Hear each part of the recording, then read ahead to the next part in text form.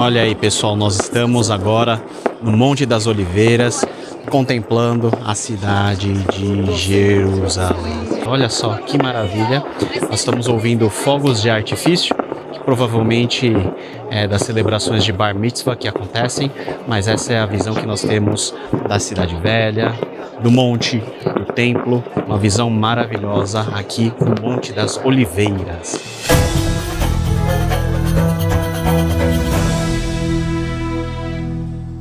Olha aí, pessoal, nós estamos descendo do Monte das Oliveiras e essa descida é uma descida bem íngreme que vai no sentido do Jardim do Getsemane e estamos indo para lá, beirando a visão de Jerusalém.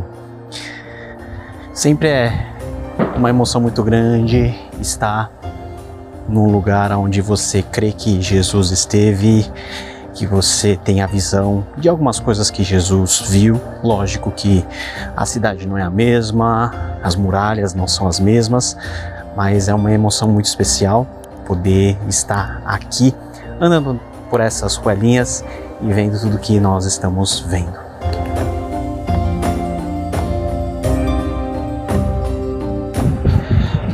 Ó, pessoal, agora nós estamos descendo aqui um morrinho e vamos entrar por um portão aqui privado no Jardim do Getsemane, onde Jesus orou, onde Jesus sofreu, chorou gotas de sangue antes da sua última jornada, antes da cruz.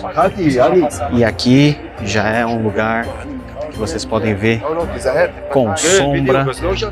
Nós temos oliveiras aqui. Esse Jardim do Getsemane também é chamado de Jardim das Oliveiras, porque ó, vocês vão ver atrás de mim, tudo isso é árvores de olivas, né? Oliveiras, que é uma árvore muito típica da região, que simboliza Israel. É um lugar muito especial, lugar de oração. Veja atrás aí, você consegue ver as oliveiras aqui, um lugar de sombra, um jardim, né? Na acepção real da palavra. Então, a gente está aqui com o grupo, vamos ter um momento de ministração, mas ó, lugar muito agradável e propício para oração. Pessoal, nós estamos aqui no Jardim das Oliveiras, Getsemane, onde Jesus orou a sua oração final. Não digo a oração final, mas a sua oração mais angustiante, junto dos seus discípulos mais próximos, Pedro, Tiago e João. Essas oliveiras são oliveiras novas, mas o jardim aqui é uma rememoração daquilo que Jesus fez. Ele orou por nós, mas ele orou por si. Ele demonstrou na oração que ele é verdadeiramente homem, suando, pedindo ao Senhor que, se possível, passasse o cálice. Mas ele orou verdadeiramente como Filho de Deus, triunfante, pedindo que a vontade de Deus se estabeleça sobre as nossas vidas. A lição do Getsemane é que a vontade de Deus sempre prevaleça. E esse é o sentido da oração. A oração não é nós coagirmos Deus a fazer aquilo que nós queremos, mas é apresentarmos todas as nossas causas e no final dizer: seja feita a tua vontade. Pai, se for possível, afasta de mim esse cálice, mas que não seja da minha vontade.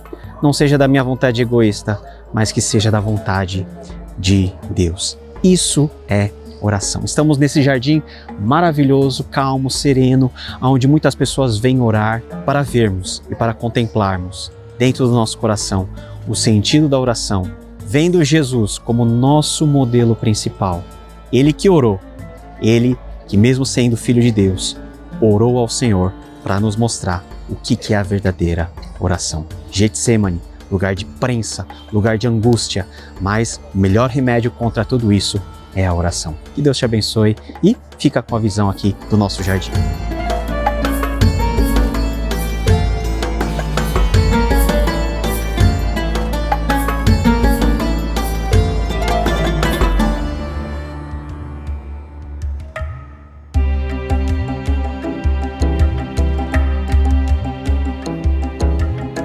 Pessoal, nós estamos no cenáculo. Esse lugar é muito especial. Cenáculo, quando a gente lê na Bíblia, é um ambiente, é um quarto, é uma sala. Esse cenáculo também é chamado de cenáculo de Marcos. Aqui ocorreram eventos muito importantes na vida de Jesus. A última ceia, ela foi feita aqui, né? A última refeição que Jesus fez com os seus apóstolos foi feita aqui. Aqui também Jesus apareceu ressurreto aos seus discípulos. Lembra da história da porta fechada, que entra, que Tomé não estava, e depois Tomé aparece e vê e certifica sobre a ressurreição de Jesus. Este provavelmente, possivelmente também é o local. Mas um fato muito interessante que eu queria falar com vocês é que esse também é o lugar onde se acredita que ocorreu a vinda do Espírito Santo no dia de Pentecostes. Atos capítulo 1, versículo 8 vai dizer o seguinte, olha, mas vocês receberão poder quando o Espírito Santo vier sobre vocês e vocês serão minhas testemunhas aqui em Jerusalém, na Judéia, Samaria, até os confins da terra. Jesus já havia avisado que eles, os discípulos, permanecessem em Jerusalém até que do alto eles fossem revestidos de poder. Eles não sabiam quem era o Espírito Santo, eles não sabiam quanto tempo eles tinham que esperar. Então Jesus ascendeu aos céus e eles ficaram aqui reunidos, orando por 10 dias. E a palavra de Deus diz lá em Atos capítulo 2, a partir do versículo 1, que ao cumprir-se o dia de Pentecostes, quando virou o relógio para o domingo que celebra o dia de Pentecostes, que é o dia da colheita, o 50º dia depois da Páscoa, o Espírito Santo desceu sobre todos os que estavam assentados aqui. Um vento como de um vento forte passando, eles começaram a ver pousando sobre cada um deles línguas como de fogo, e quando eles abriram a boca para falar, eles começaram a falar em outras linguagens que eles não haviam aprendido. Na época e no dia da festa de Pentecostes, Atos 2 nos lista pelo menos 16 nacionalidades onde os judeus espalhados haviam vindo dessas regiões, e muitos deles que não falavam a língua da terra, o aramaico ou tampouco o hebraico. Mas quando o Espírito Santo ele veio, ele tomou a vida daquelas pessoas, daqueles discípulos, e capacitou-os e passou a habitar dentro deles para que eles fossem testemunhas de Jesus, a primeira coisa que aconteceu é que, ao mesmo tempo que a vida deles foi transformada, foi cheia, eles se transformaram em testemunhas de Jesus. E o que a testemunha de Jesus faz? Anuncia a palavra de Deus. Anunciar para quem? Para todos. Nessas ruas, aqui nessas ruas aos arredores, judeus vindos de vários lugares, prosélitos, tementes a Deus, que conheciam ou não ao Deus de Israel, estavam aqui. E todos os discípulos que receberam o Espírito Santo e que passaram a falar em outras línguas conhecidas, começaram a sair depois daquele dia, 9 horas da manhã, e eles foram para as ruas pregar a palavra de Deus numa linguagem que eles não haviam aprendido, porém eles passaram a falar, e os judeus, todos que estavam atentos, que não entendiam o hebraico, mas que entendiam a linguagem da sua terra natal, começaram a ouvir a palavra de Deus na sua própria linguagem. Esse é o fenômeno das línguas que Atos nos fala. E olha só que interessante, por que isso aconteceu? Lembra em Gênesis capítulo 11, qual é o evento que acontece em Gênesis capítulo 11? O evento da Torre de Babel. Na Torre de Babel, as pessoas construíram uma torre e quiseram ser um só e quiseram afrontar a autoridade de Deus, e Deus espalhou a linguagem de todo mundo. Atos capítulo 2 é a reversão. É quando o Espírito Santo capacita os seus discípulos a falarem em várias línguas para alcançar aqueles que estão longe.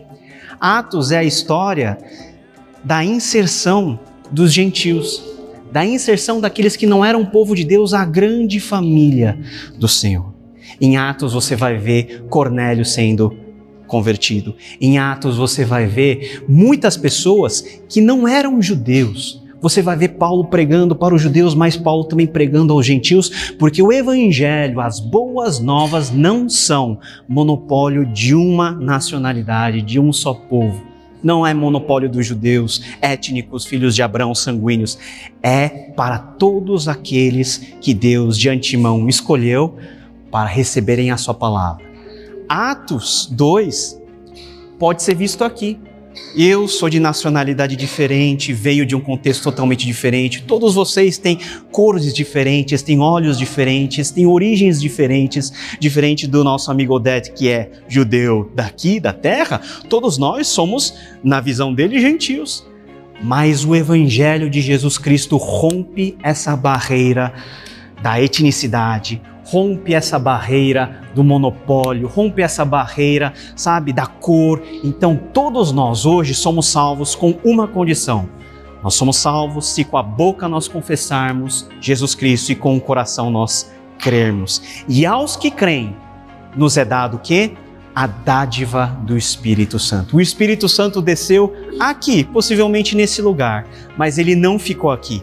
Ele está presente no coração de todos aqueles que creem em Jesus Cristo, nos capacitando a ser o quê?